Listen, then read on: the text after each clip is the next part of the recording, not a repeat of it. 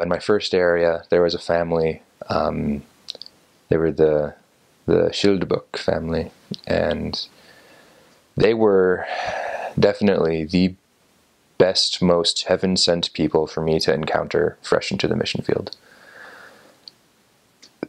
They were just like so. They were so loving, so yeah,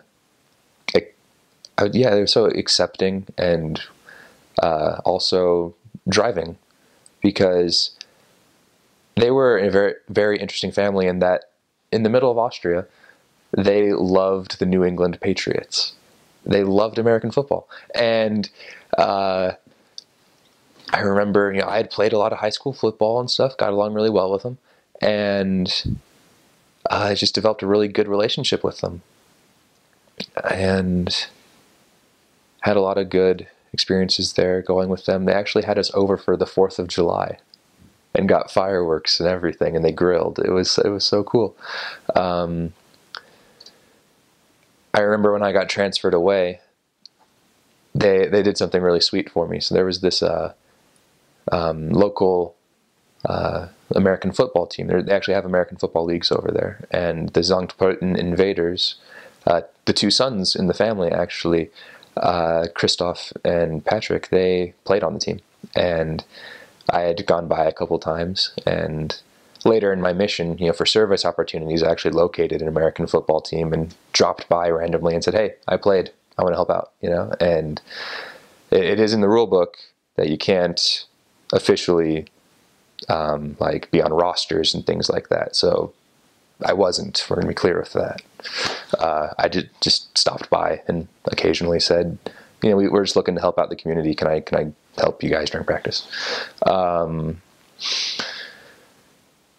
Yeah, and so on the Sunday where I gave my little farewell address before I got transferred, I remember I got back to my seat after church had ended and opened up my bag, and inside there was a little plastic bag, and inside that plastic bag there was Sankt Pölten spirit wear. Like they gave me shorts and a t-shirt, and they even went so far as to buy me shoes. They noticed that the shoes I had been wearing weren't exactly capable of surviving the rest of the way, and they just, after church, I remember Sister Schildbuck came up to me and said, "Can we buy you shoes?" And in that very driven Germanic way of knowing what you want, they wouldn't take no for an answer, and wouldn't let me know how much they cost, and gave me shoes. And those shoes were fantastic shoes, and they lasted very well.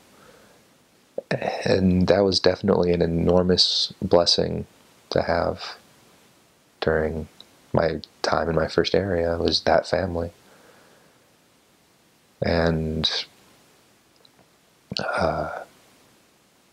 you'll definitely have moments on your mission where you'll experience incredibly powerful spiritual impressions, like manifestations of the Spirit working in your life, and signs from the Spirit that the person you're talking to is indeed a beloved child of God who really needs to feel that. And I remember specifically one woman in particular who I knew in my third area while I was in Ingolstadt. Her name was Irmgard Lutz. That accent was awful, by the way, what I just said. But we called her Lutzi because it was a nickname her friends had given her, just because a lot of people have trouble saying her first name. And so they just made her last name Cutesy.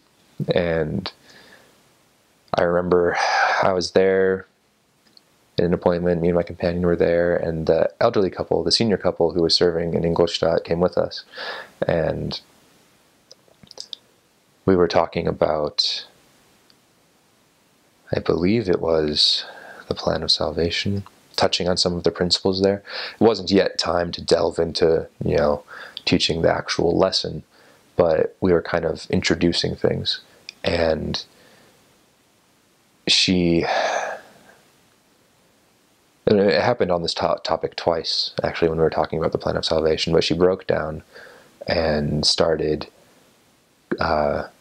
crying and talking about how what she wanted more than anything was a family to last through eternities. That she wanted loved ones always there for her. She wanted to be there for loved ones.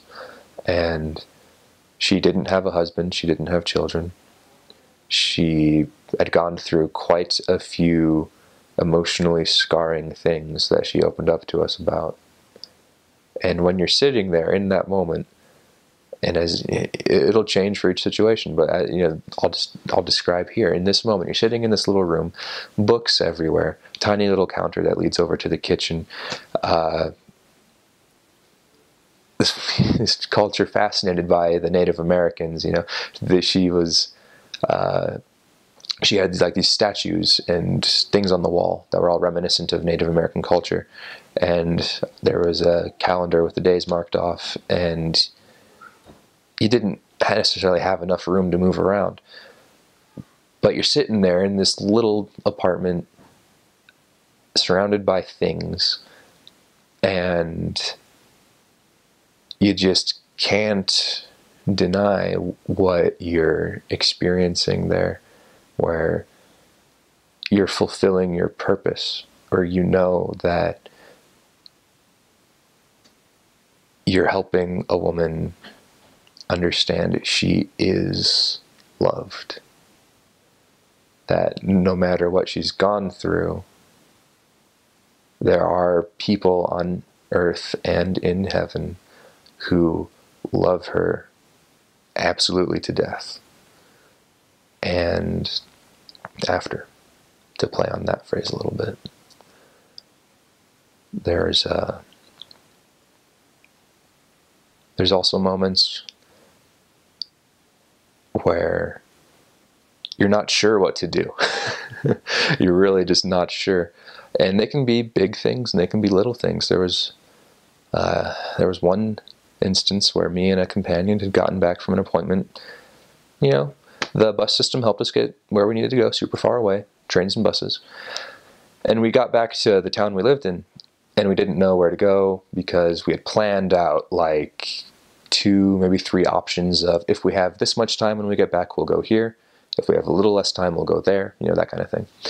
And the timings didn't really work out. Because of like a bus being late or something, we didn't really have any plan that fit perfectly with what we were given. And so we chose a couple of our options, and I said to my companion, where do you think we should go? And he's just kind of like, I don't know, let's go here. Just said something off the top of his head. And I got the feeling, listen to him, go with it. And I thought, all right, yeah, sure. And so we started going that way. And I remember we turned down the road, and there was absolutely nothing there. No sign of life. The shops were closed. There were no people on the sidewalks. No cars even driving on the streets. Bizarre. And I remember thinking to myself, wow, guess we'll see what we find. And started walking down the street. And about halfway, 2/3-ish of the way down the street, someone cuts around the corner and starts walking towards us. And I was like, Elder, look, there's a guy, And there's different ways you can approach people. At the time, we were just liking to use buzzwords, catchphrases, trying to see what'll stick. And so we approached the guy and said, hey there, excuse us, we'd just like to know what you think happens after this life.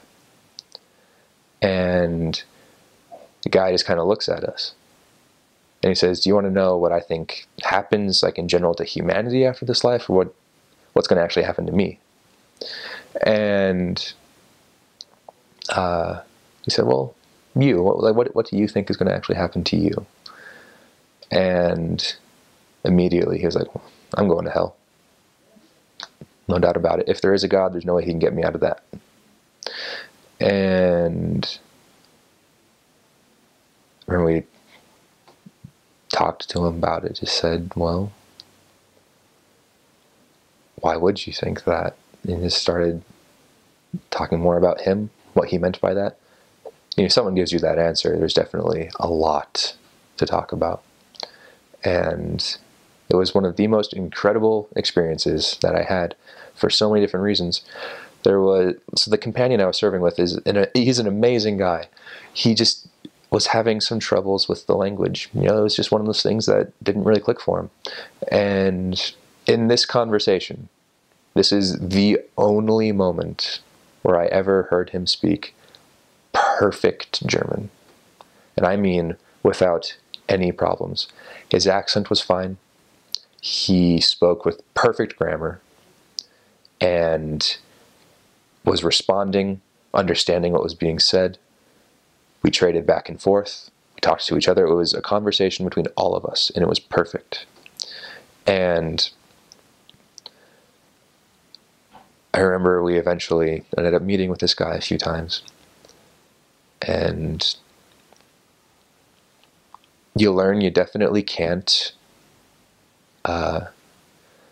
alter the God-given free will that we all have.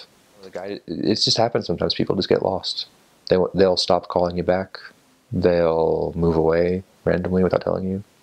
And yeah, but I guess on that note, it is important to realize that the depth of the truth behind the statement that God does have plans.